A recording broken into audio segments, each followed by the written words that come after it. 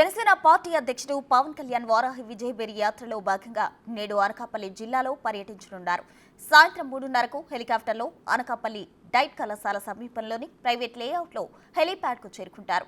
అక్కడి నుంచి రింగ్ రోడ్లోని ఎన్టీఆర్ విగ్రహం కూడలి, చేపల బజారు, చిన్న 4 రోడ్ల కూడలి, కన్యాకాపుర పరమేశ్వరి జంక్షన్, వేల్పుల వీధి మీదుగా నెహ్రూ చౌక్ జంక్షన్ వరకు వారాహి వాహనంలో రోడ్ షో నిర్వహిస్తారు.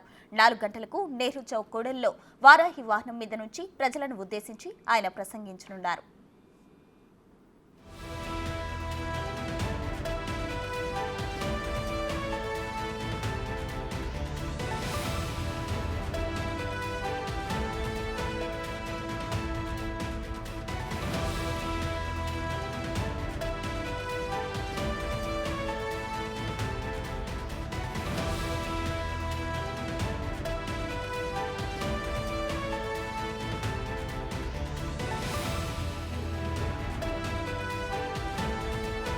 రేపు యలమంచిలో పవన్ వారాహి విజయబేరి యాత్ర నిర్వహిస్తారు. అనకాపల్లి యలమంచిలి సభల్లో పాల్గొని ప్రసంగిస్తారు. ఎల్లుండి పిఠాపురంలో ఉగాది వేడుకల్లో పవన్ పాల్గొననున్నారు.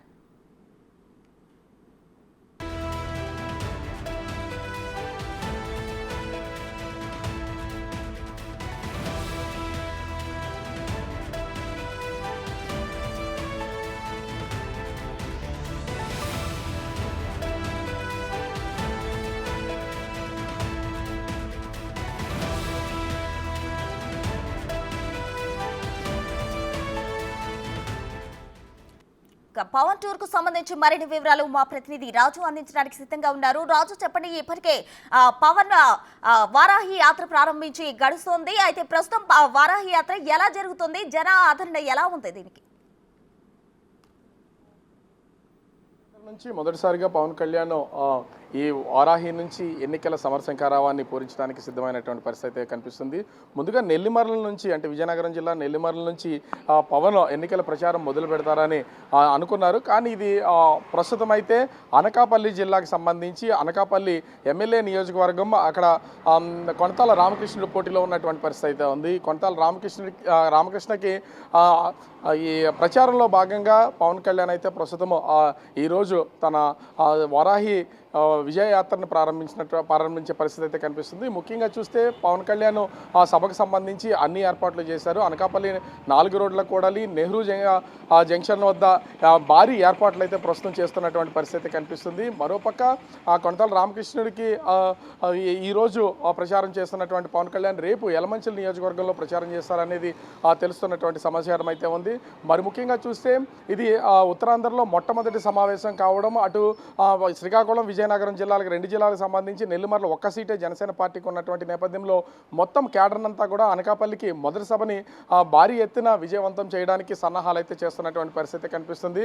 ముఖ్యంగా చూస్తే అటు పెందుర్తి, అదేవిధంగా అనకాపల్లి, యలమంచిలి 3 నియోజకవర్గాల్లోనూ జనసేన పార్టీ పోటీ చేస్తున్నటువంటి నేపథ్యం అయితే ఉంది. విశాఖ సిటీకి సంబంధించి, ముఖ్యంగా విశాఖ జిల్లాకు సంబంధించి విశాఖ దక్షిణ నియోజకవర్గం నుంచి అయితే జనసేన పోటీ చేస్తుంది. అంటే ఈ 4 నియోజకవర్గాల నుంచి కూడా భారీగా ఈ సభకి వెళ్ళడానికి సన్నాహాలు అయితే చేస్తున్నటువంటి పరిస్థితి కనిపిస్తుంది. మరి ముఖ్యంగా ఇప్పటికే అక్కడ కూటమి అభ్యర్థిగా, ఎంపీ అభ్యర్థిగా బరిలో ఉన్నటువంటి సీఎం రమేష్ కూడా సాయంత్రం ఈ సభలో పాల్గొంటారనే సమాచారం అయితే అందుతుంది. సాయంత్రం 4 గంటలకి పవన్ కళ్యాణ్ ప్రత్యేక హెలికాప్టర్లు అయితే అనకాపల్లి చేరుకుంటారు. అనకాపల్లి నుంచి హెలిప్యాడ్ నుంచి నేరుగా పవన్ కళ్యాణ్ ఈ సభా ప్రాంగణానికి వారాహి వెహికల్ మీద అయితే వచ్చే అవకాశం అయితే కనిపిస్తుంది. భారీ ర్యాలీగా పవన్ కళ్యాణ్ని ఈ సభా ప్రాంగణానికి తీసుకురావడానికి జనసేన పార్టీకి సంబంధించిన నాయకులు, కార్యకర్తలు అయితే పూర్తి స్థాయిలో సన్నద్ధమైనటువంటి పరిస్థితి కనిపిస్తుంది. అయితే ఉత్తరాంధ్ర నుంచి మొట్టమొదటి పవన్ కళ్యాణ్ ఎన్నికల సభ కావడంతో ఇది ప్రతిష్టాత్మకంగా భారీగా నిర్వహించడానికి జనసేన పార్టీకి సంబంధించినటువంటి నాయకులందరూ కూడా సన్నాహాలు చేస్తున్నారు.